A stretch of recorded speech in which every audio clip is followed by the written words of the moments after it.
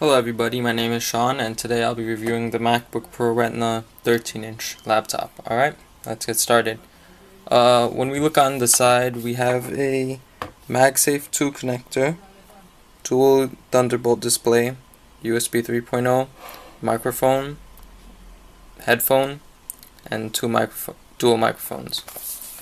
When we look on the other side, we have a USB 3.0, HDMI, and SD card.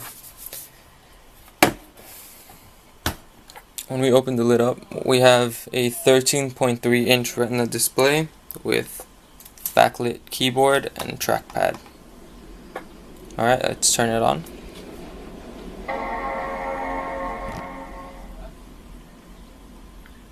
While the MacBook is booting, I'll give you a little backstory on it. I purchased this laptop when it was released, so around October of last year. It's the stock model with a 2.5 GHz Ivy Bridge Core i5 with 8 gigs of RAM and a 128 gig solid state hard drive. I personally believe that we can sit here and talk specs all day and it wouldn't really get us anywhere. I mean, of course, if you want to know specs, you can, read other reviews, go on Apple's website. But to start off, it's fast. I mean, you just saw the boot time. What was it? 5 seconds? Maybe a little less. The screen is absolutely gorgeous. I mean, with the Retina display, you get a pixel count that's higher than your average 1080p TV. With the solid state hard drive, it's fast. Overall, it's a great computer. I mean, can't really go wrong. I bought it for about $1,500 and I liked it until one of the problems it has is when you open programs such as Google Chrome and you go on like YouTube, you can watch any video, anything at all, and it'll just start, the fans will go nuts. I went to Apple about 3 times with this issue and it just overheats, and I'm gonna say on average around 70 to 80 degrees Celsius. And when it starts overheating, it'll start freezing. You'll have to manually reboot it, holding down the power button because nothing else will work. I mean, that's a flaw of it. Another flaw is the HDMI out. I was reading that it's something to do with Apple trying to get the MacBook to be used on as much displays as possible, and by that happening, the colors are just way off. I've tried calibrating it. I've tried using Thunderbolt to HDMI, and I get the same results. I've tried downscaling the screen. I've tried a bunch of things, and nothing seems to work.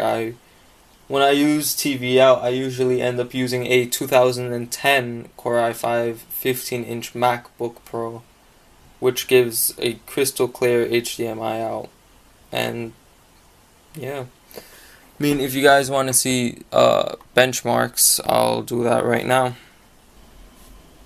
So I just downloaded Geekbench and we'll run the benchmark test. Honestly, I can care less about benchmark tests. It has, in my opinion, it holds no merit. I mean, it says, okay, your computer is better than another computer by this much points, but overall, it's down to how much you use the computer and what you experience to let others know how your experience went with it.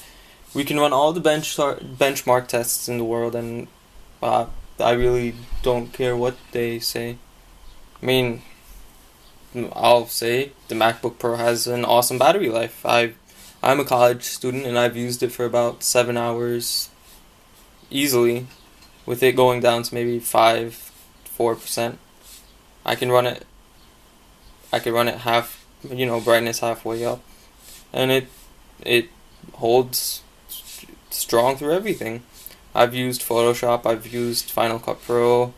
I'm a computer science major, so I use programs like Eclipse, and it runs fine. But there's the results we just got. So processor integer performance was a 4920. Processor floating point performance was a 982. Memory performance 6156. Memory bandwidth performance 6172 with a Geekbench score of 6749. That's our system information. We have a MacBook Pro Retina 13-inch running OS X 10.8.4, a Core i5 3210M at 2.5 gigahertz. It's using 1600 megahertz DDR3 RAM. There's our integer performance.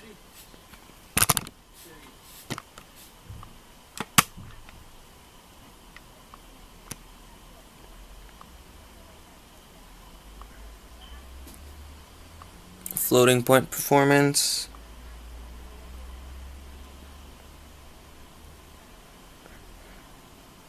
Memory performance.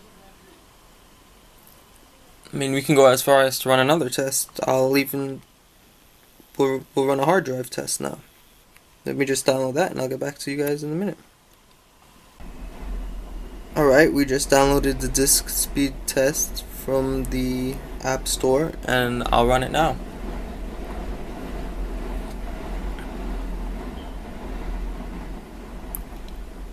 As you can see, the write speed is about 303 megs a second, while the read speed is at 443. Write is at 304. Read is at 443-ish. 306.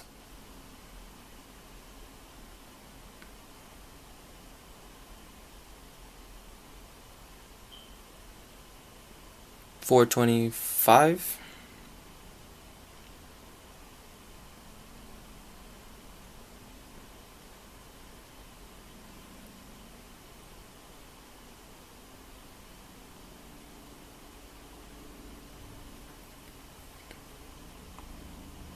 So yeah, we're getting around 300, right?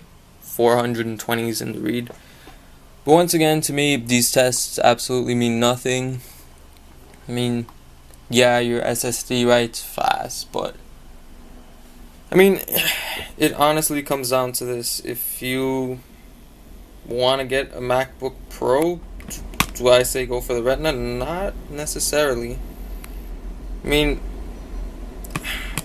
it's a good laptop, but I just can't justify it anymore.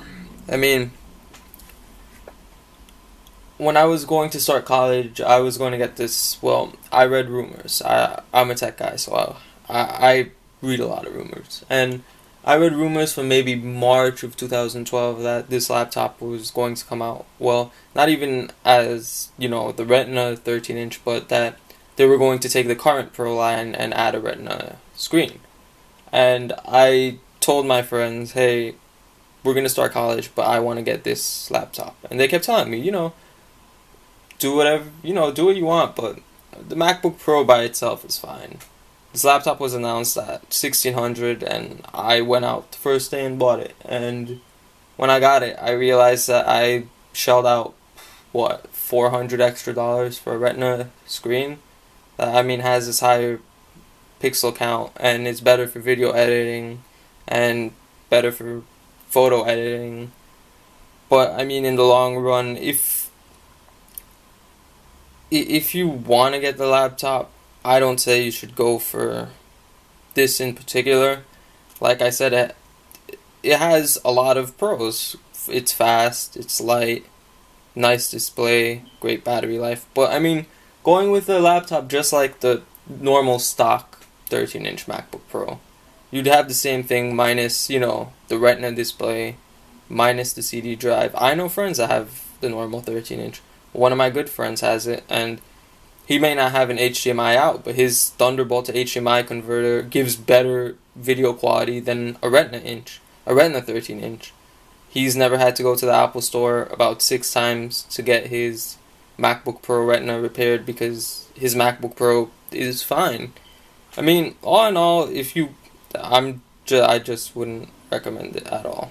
I mean, it's your, it's your money. You should get it, but in this review, I'm going to have to say sorry. If I could go back, I probably wouldn't have gotten this laptop to begin with. As always, if you like this video, please remember to rate, comment, and subscribe. And this is Shawn, and thank you for